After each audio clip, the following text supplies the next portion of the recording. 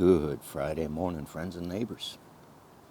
Nuclear safety, nuclear knowledge, nuclear understanding perspectives. So, besides military training around some nuclear items and elements and measurement of nuclear items and elements and many other types of measurements, my first job out in the industrial world was a bench technician, field service engineer for an oil field non-destructive test equipment, specifically for oil field tubular goods. So that is a kind of specific field. If you've ever been and lived in Texas, been around workover rigs, drill rigs, pipelines being laid, you kind of begin to understand who goes out and tests those things, make sure the welds are good, the pipe is good, how it's tested. So in that endeavor, the electronics on the bench, putting boards together, helping to make repair boards, going out in the field, hydraulic, pneumatic, other problems and issues with tubular goods handling equipment. So in that, we used a technique called through-wall gamma, what was the full term for it? Through-wall gamma inspection, I suppose would be the term. And to do this, you have a massive gamma energy source, a single isotope, highly purified bits of a single isotope, contained in a massive lead ball with a window. Now, if you open that window up and put your hand in front of the window, put your face or your body in front of the window, you may pay for it years later. If you put it there close and long enough, you will see it right away. It will burn your skin. You will begin to feel the heat in your hand because, like other energies, you're too close. So that is a directed beam through a thick-walled steel pipe used to drill miles deep into the ground. So it needs to be trusted what that steel pipe is made of, so you shoot a gamma beam through it, and you use a scintillation detector on the other side to measure something called angular deflection is one term for it. And you're looking at the thickness of the drill pipe. Especially used tubular goods need this, so they aren't tested. Well, so they're tested for roundness or ring out inside, or wash from having tons and tons of sand pumped down and through the pipe while you're drilling and spinning on that rig. So there's one aspect of radiation safety. Had to have a license or certificate in order to be able to handle this thing. Whoever owned that radiation source, that ball of lead with a nuclear materials source inside of it, had that license. For the item itself, I was just licensed to work and trained in the safety of this one aspect of industrial applications of gamma radiation technology. Health professionals, specifically those working with cancers and using. So I had external dosage conversations, training, education, what to avoid, what to look out for, how to measure for it, and understand it's there in a strict single isotope application of through-wall spectroscopy. So there was only one decay chain to worry about. It was engineered that way, because those multiple decay chains have other offerings added to the mix.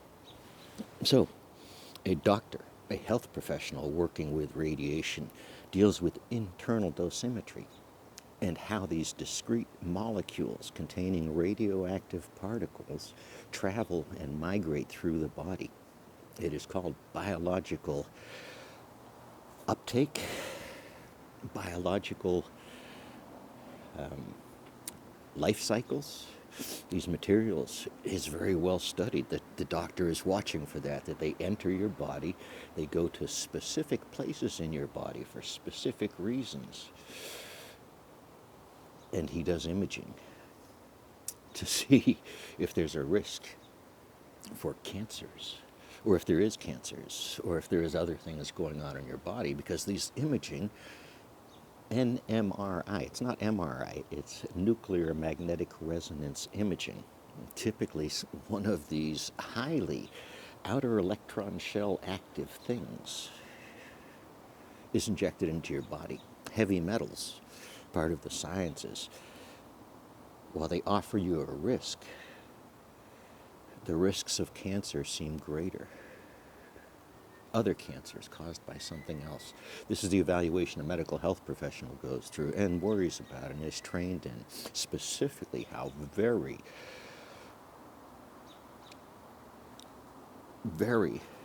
tailored, designed, man-made compounds containing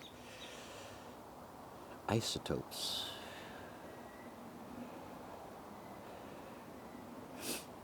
pass through the body. This is his life. This is what he's studied for probably 6, 8, 10 years to be able to do this professionally and evaluate it and know the risks and weigh them, because it's not black or blue. So there's a second professional perspective. So they know very well about that. Could they walk into my non-destructive test shop and add a lot of value?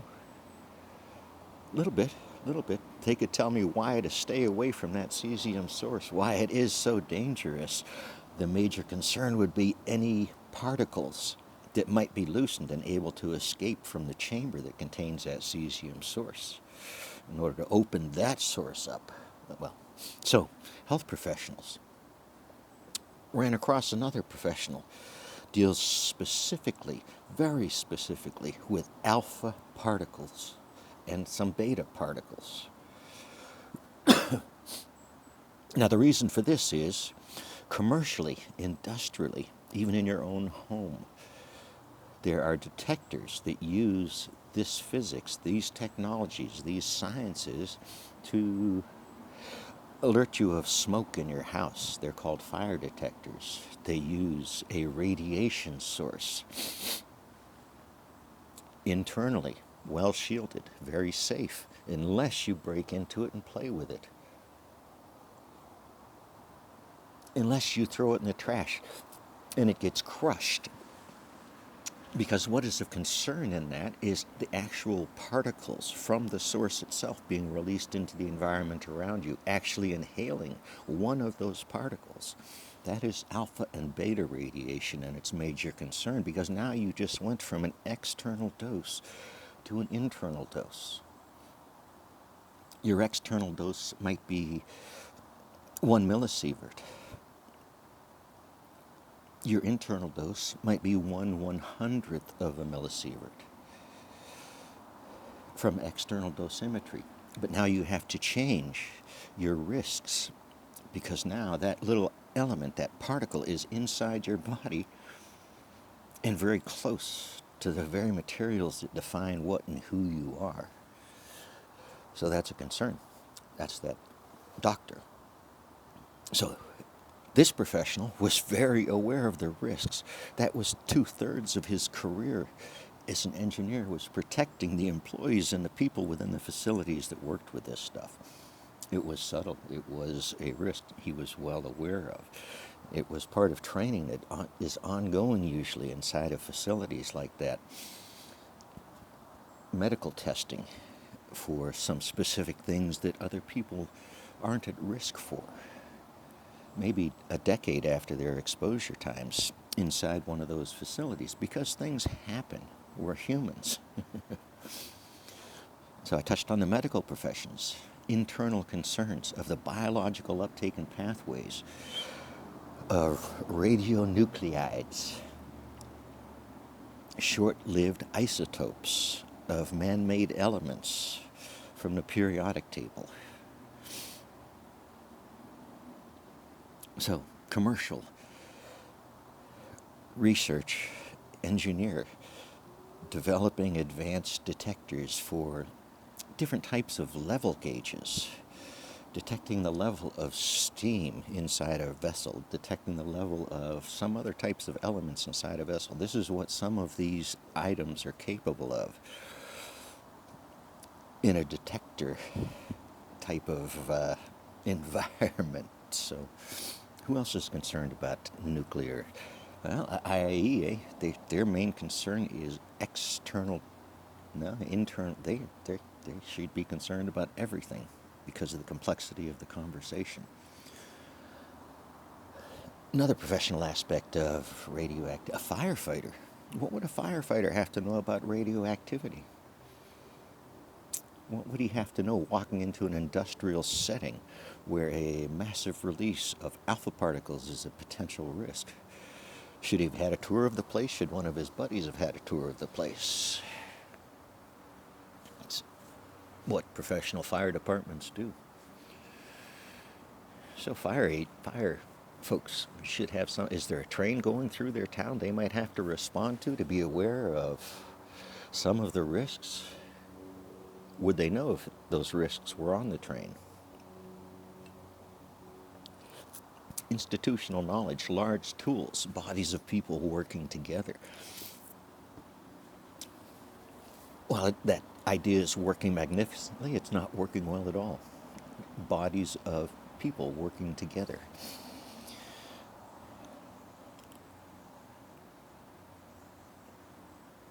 Thank you for listening.